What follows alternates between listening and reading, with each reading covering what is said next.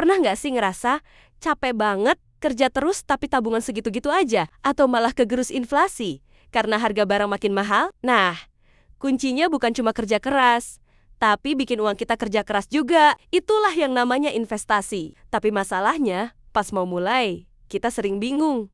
Pilih yang mana? Aman nggak? Tenang. 10 menit ke depan, kita bakal bedah tuntas makam-mukam investasi supaya kamu nggak salah langkah. Instrumen low risk, aman, and stable. Kita mulai dari yang paling santai atau low risk. Cocok buat kamu yang nggak mau jantungan. Lihat saldo naik turun. Pertama, deposito. Ini kayak tabungan biasa, tapi uangnya dikunci dalam jangka waktu tertentu. Bunganya lebih tinggi dari tabungan biasa dan dijamin LPS. Sangat aman. Kedua, emas logam mulia. Investasi klasik dari zaman nenek moyang. Emas itu safe haven, harganya cenderung naik dalam jangka panjang dan kebal terhadap inflasi. Cocok buat dana pendidikan atau naik haji 10 tahun lagi. Ketiga, reksadana pasar uang RDPU. Sama amannya dengan deposito, tapi lebih fleksibel.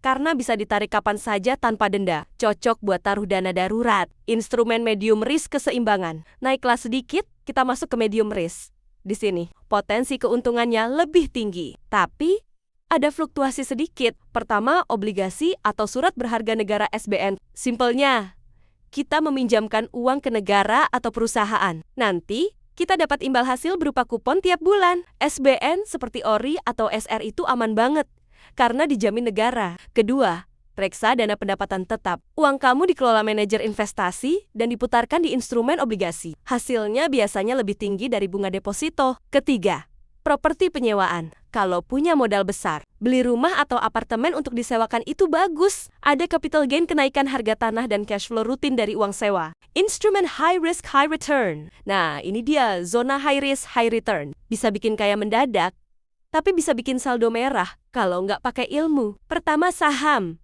Artinya kamu beli porsi kepemilikan sebuah perusahaan. Kalau perusahaannya untung seperti BCA atau BRI, kamu dapat bagi hasil dividen dan harga sahamnya naik. Tapi kalau perusahaannya rugi, harga saham bisa anjlok. Kedua, kripto ini yang paling liar. Pergerakannya sangat cepat, sangat spekulatif.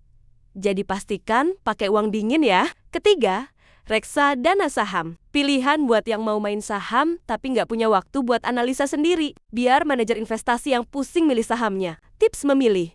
Mana yang cocok buat kamu? Jangka pendek 1 tahun, pilih pasar uang atau deposito. Jangka menengah 3-5 tahun, pilih obligasi atau emas. Jangka panjang 5 tahun, pilih saham atau reksadana saham. Ingat prinsip, don't put all your eggs in one basket. Diversifikasi itu wajib.